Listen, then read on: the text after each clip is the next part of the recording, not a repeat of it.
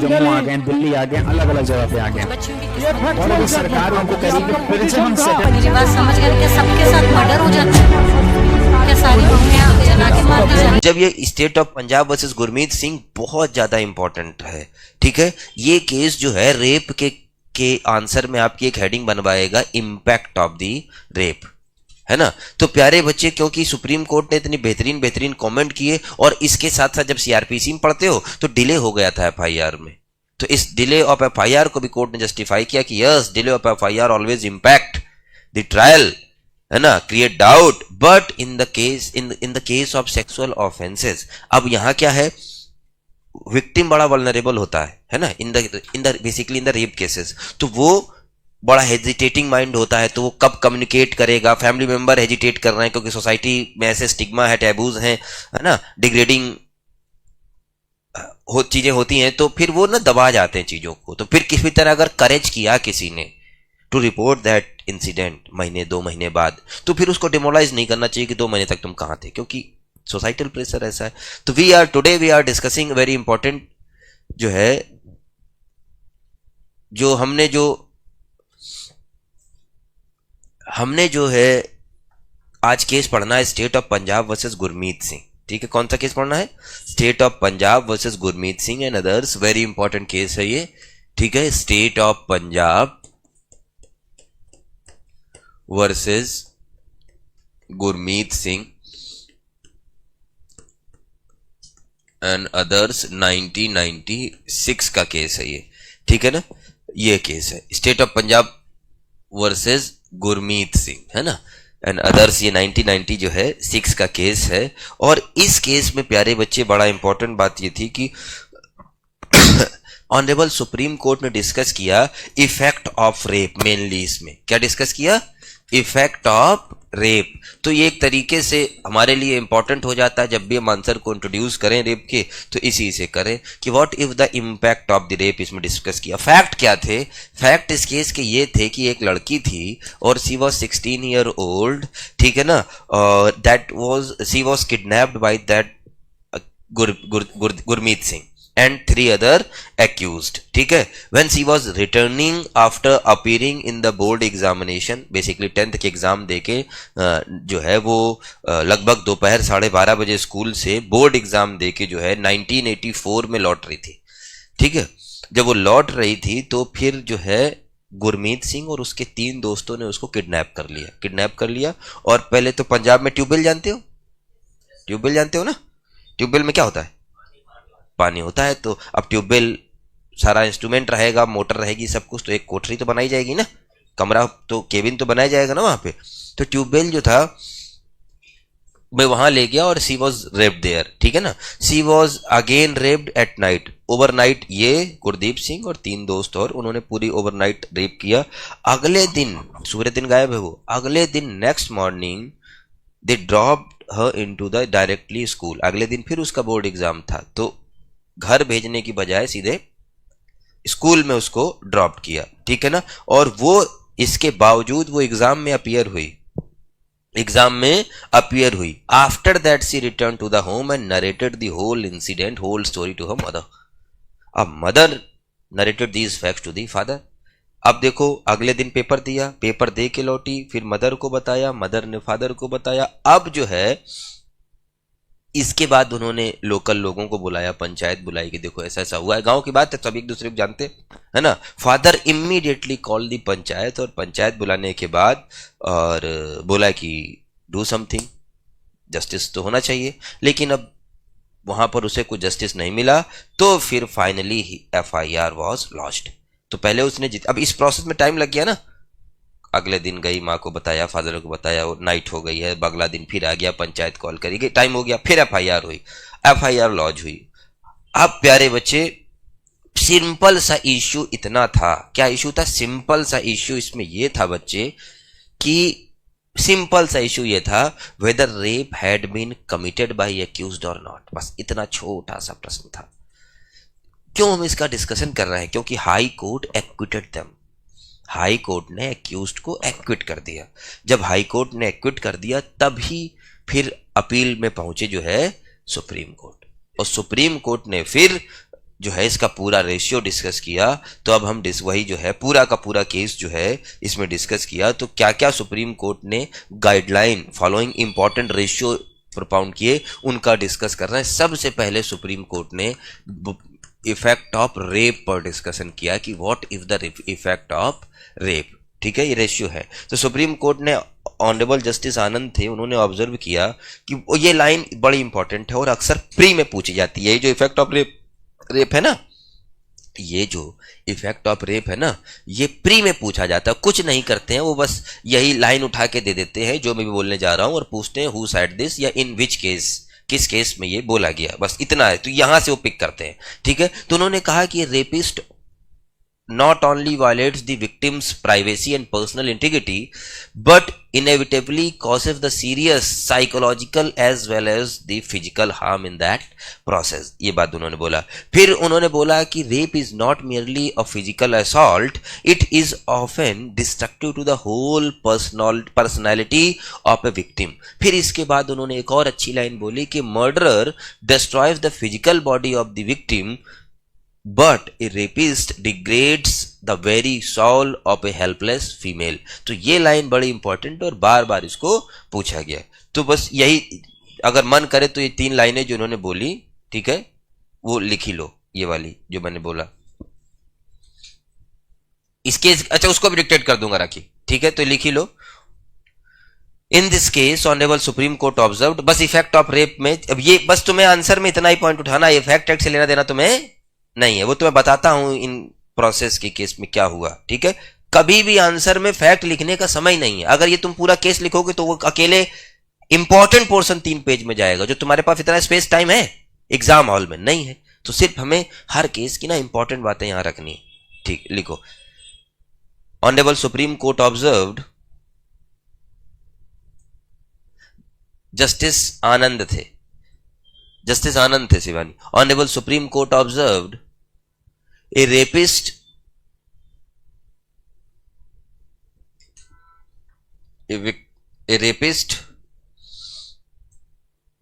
not only violates the victim's privacy, not only violates the victim's privacy and personal integrity, victim's privacy and personal integrity, but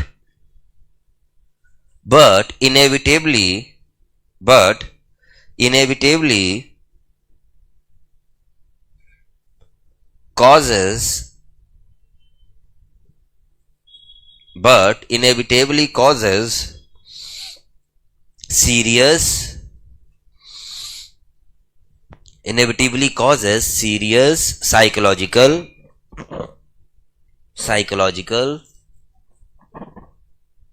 as well as physical harm in the process।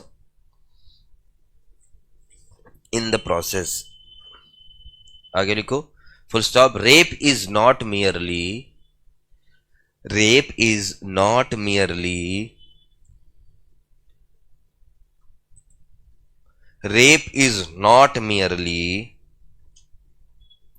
a physical assault. Rape is not merely a physical assault. It is often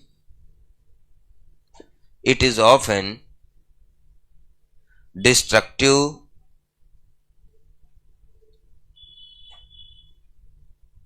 of the whole personality of victim। Destructive of the whole personality of victim। Whole personality of victim। A murderer destroys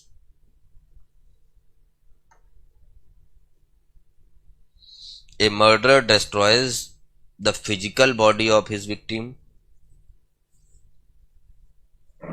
A murderer destroys a physical body of victim। A rapist degrades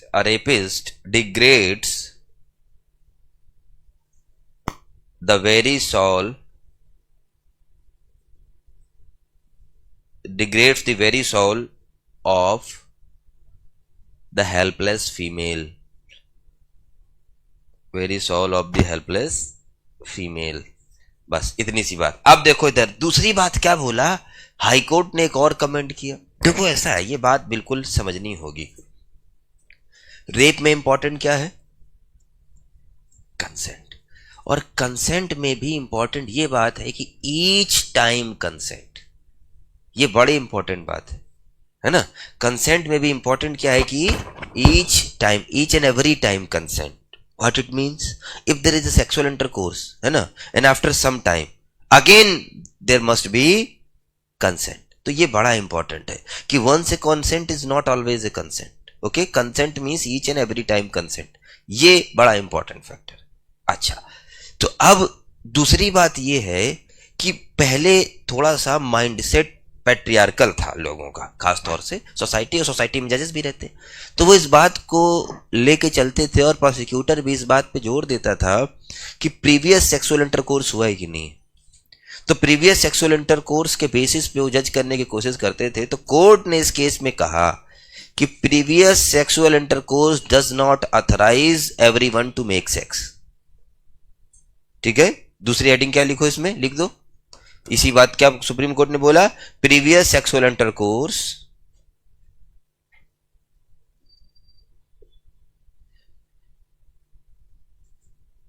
supreme Court ने कहा कि girl woman is not a vulnerable object, कि each and every one, every Tom Dick and Harry, है ना, कि अब if someone has sexual intercourse doesn't mean कि भैया शी इज अ टॉय, है ना, तो उसके पास पूरा राइट है रिफ्यूज करने का। तो इसमें क्या लिखो, previous sexual intercourse does not authorise, no not at all Abhimanyu, previous sexual intercourse does not authorise everyone to make sex. ठीक है, तीसरी बात कोर्ट ने कहा कि इस पूरे प्रोसेस में तो लग रहा है कि ट्रायल विक्टिम का हो रहा है, एक्यूज्ड का नहीं। पूरे प्रोसेस में कोर्ट को लगा कि जो तुमने जिस तरीके से ट्रायल चलाया, उसने कहा कि भैया ट्रायल ऑफ एक्यूज्ड है रेदर देन द विक्टिम, तो एक्यूज का ट्रायल करो ना, why you are harassing the girl, है ना। तो तीसरी बात कोर्ट ने ये कही, कोर्ट ने कहा कि trial of accused rather than rape of victim.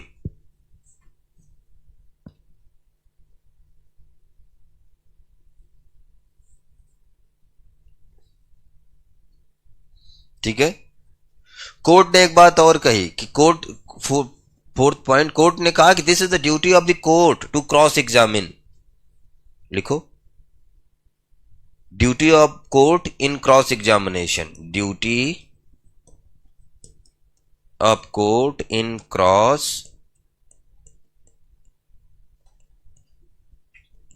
Examination. इसमें थोड़ा सा लिख लो, इसमें थोड़ा सा लिख लो, इसमें कोर्ट शुड नॉट सिट, इसमें थोड़ा सा लिख लो इसी हेडिंग में, court should not sit, court should not sit as a silent spectator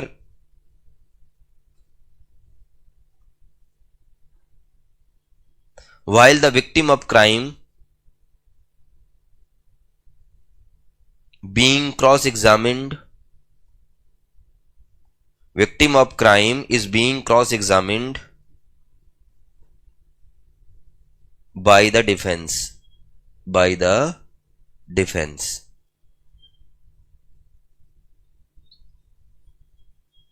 ठीक है,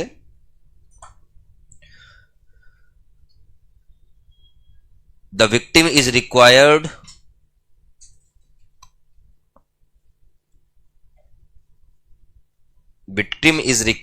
to repeat again and again, the details of rape incident, again and again the details of rape incident, not so much as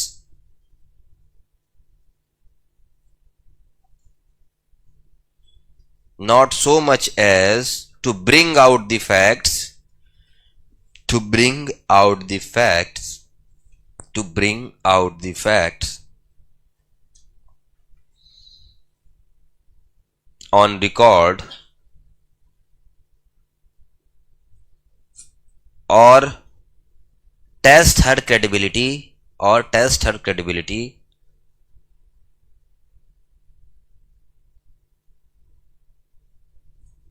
but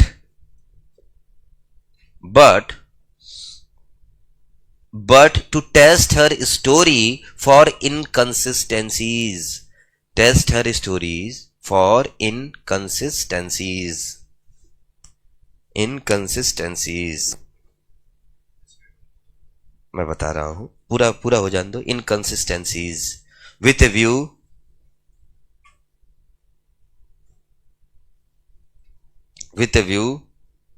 to attempt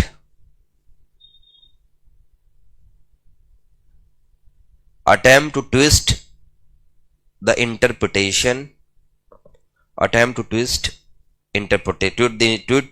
the interpretations of events given by her so as to make them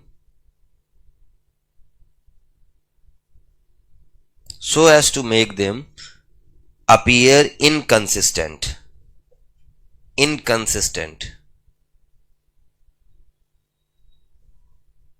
with her allegations.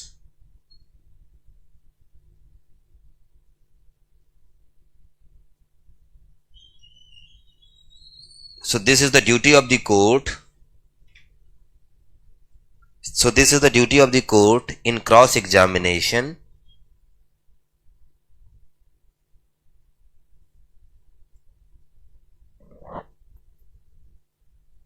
Not sit as a silent spectator. Sit as a silent spectator.